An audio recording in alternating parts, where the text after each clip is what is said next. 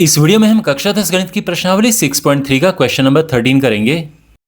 एक त्रिभुज ABC की भुजा BC पर एक बिंदु D इस प्रकार स्थित है। अच्छा, एक त्रिभुज ABC है ये, इसकी भुजा BC पर एक बिंदु D इस प्रकार स्थित है कि कोण ADC इसके बराबर है। किसके? कोण BAC के। तो ये कोण बराबर हैं। हमने ये दर्शाना है, ये चीज़ सिद्ध करनी है हमने। ओके, तो ये फिगर तो आपको समझ आ गया कि ये कोण बराबर है इस कोण के। अच्छा, अब यहाँ पर ये सिद्ध होगा अगर हमें ये पता चल जाए कि कौन कौन से दो त्रिभुज यहाँ पर समरूप हैं। तो यहाँ पर एक तो ये है कि ये कोण और ये कोण है बराबर, ठीक है।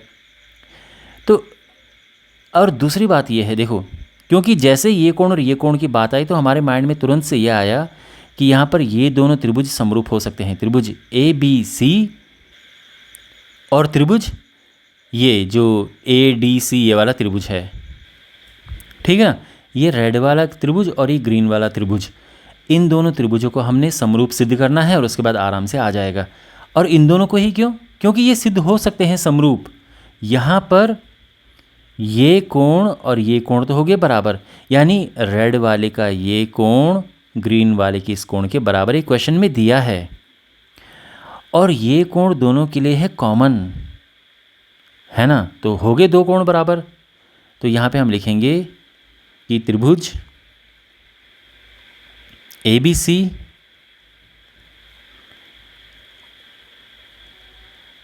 और त्रिभुज दूसरा हमें लिखना चाहिए DAC, है ना, क्योंकि कोण A जो है कोण D के बराबर है। तो जब हम इस तरह से लिखते हैं तो ये ध्यान में रखना है कि ये कोण इसके बराबर हो। तो कोण A है कोण D के बराबर, कोण B जो है ये वाला कोण इसके बराबर है, और C दोनों के लिए बराबर है, तो इसलिए C जो है एक साथ आया। तो जब हम यहाँ पर त्रिभुज लिखें तो हमने थोड़ा सा ही समझदारी से लिखना है। अब इन दोनों त्रिभुजों में देखो, यहाँ पर देखो, अगर ये आपको अभी समझ नहीं आ रहा है ना, तो बाद में हम लिख देंगे। आप चाहो तो इसके लिए जगह छोड़ दो, पर ध्यान रखो किस त्रिभुज की बात हो रही है। अंत में ये चीज़ आराम से समझ आ जाएगी कि हमने DAC लिखना है या DCA लिखना है, क्या लिखना है। देखो कैसे। सबसे पहली बात तो ये है कि रेड वाले का कोण BAC बराबर है ग्रीन वाले के कोण ADC के, है ना। ये एक क्वेश्चन में दिया है।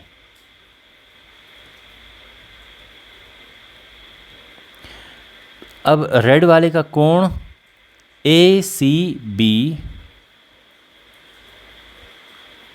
बराबर है, या सिंपली कोण C बराबर कोण C लिख दो, ये भी पर्याप्त है, ठीक है।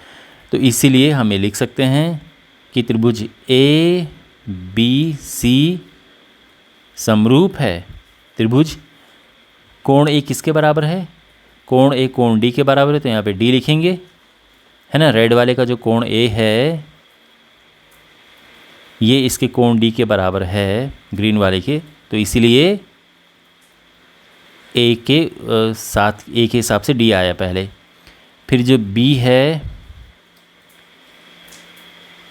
तो ये कोण किसके बराबर होगा? अब देखो C तो बराबर है, तो यानी ये कोण बचा इसके बराबर, इसके बराबर, इसके, है ना। रेड वाले का ये कोण बराबर है इसके, तो इसलिए यहाँ पर अब आएगा A और फिर C आएगा।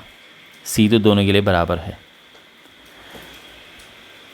तो ये त्रिभुज समरूप हैं।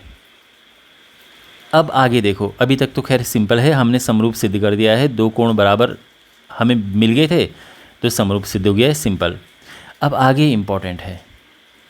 अब एक बारी त्रिभुज अगर समरूप हो जाए तो उनकी संगत भुजाएं समानुपात में होती हैं, उनकी संगत भुजाएं समानुपाती होती हैं। लेकिन कौन कौन सी भुजाएं लें, तो वो हमने देखना है कि हमने सिद्ध क्या करना है। तो यहाँ पर एक तो है CA है ये, चलो एक भुजा हम ये लेंगे। CB है ये वाली पूरी भुजा, ठीक है, एक हम ये लेंगे। और सी डी है ये भुजा, ठीक है। तो यहाँ पर इस कोण के सामने वाली भुजा और इस कोण के सामने वाली भुजा देखो कौन कौन सी हैं।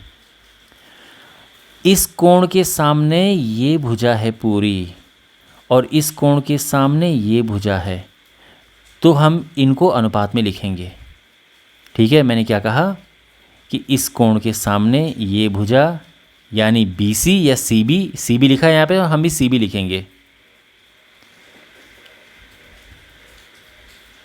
CB बटे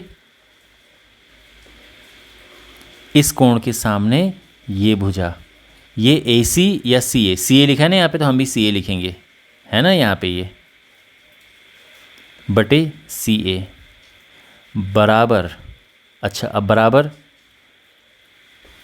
अब दूसरा ये है कि हमने कवर करना है, एक तो ये है इस कोण के सामने, और ये कोण किसके बराबर था, ये कोण इसके बराबर था, है ना। तो रेड वाले के हिसाब से देखें तो इस कोण के सामने की ये भुजा, ग्रीन वाले के इस कोण के सामने की ये भुजा, ये क्या है, ये दोनों भुजाएं, है ना। रेड वाली ये भुजा और ग्रीन वाली ये भुजा, ये भी संगत भुजाएं हैं। क्यों? क्योंकि दोनों बराबर कोण के सामने आ रही हैं ये भुजाएं, ठीक है। तो हम लिखेंगे रेड वाली है CA बट्टे ये CD, और अब क्रॉस मल्टीप्लाई करते हैं। तो क्रॉस मल्टीप्लाई करेंगे तो CB इंटू CD बराबर CA स्क्वायर, इसको पलट के लिख देते हैं, CA square is equal to CB पहले लिखा है, हाँ बिल्कुल, CB इंटू CD, और यही हमने सिद्ध करना था, ठीक है। तो इस तरह से ये क्वेश्चन होगा। यहाँ पर ये ध्यान रखना कि हमने ये कैसे लिखा है, ये सबसे इम्पॉर्टेंट पार्ट है इसका, जो हमने यहाँ पर ये लिखा है। तो सिंपली हमने क्या किया था कि दो कोण लिए जो बराबर थे, तो ये कोण भी बराबर है इसके, ये ध्यान रखना। क्यों भाई, C तो दोनों के लिए बराबर है ही, ये भी था, ये इसके बराबर, तो तीसरा कोण भी तो बराबर होगा जब दो कोण बराबर हो गए। तो ये कोण और ये कोण आपस में बराबर हैं, इसीलिए इसके सामने की भुजा ये और इसके सामने की भुजा ये भी संगत भुजाएं हैं, तो ये भी समानुपात में होंगी। तो हमने इस तरह से लिख दिया और इस तरह से इसका क्रॉस मल्टीप्लाई किया और इस तरह से आंसर आ गया। तो मुझे उम्मीद है कि आपको ये सोल्यूशन समझ आया होगा। इस चैप्टर के सभी वीडियोस के लिए सामने प्लेलिस्ट पे क्लिक करें, चैनल को सब्सक्राइब करें और अपने दोस्तों के साथ ये वीडियो शेयर करें।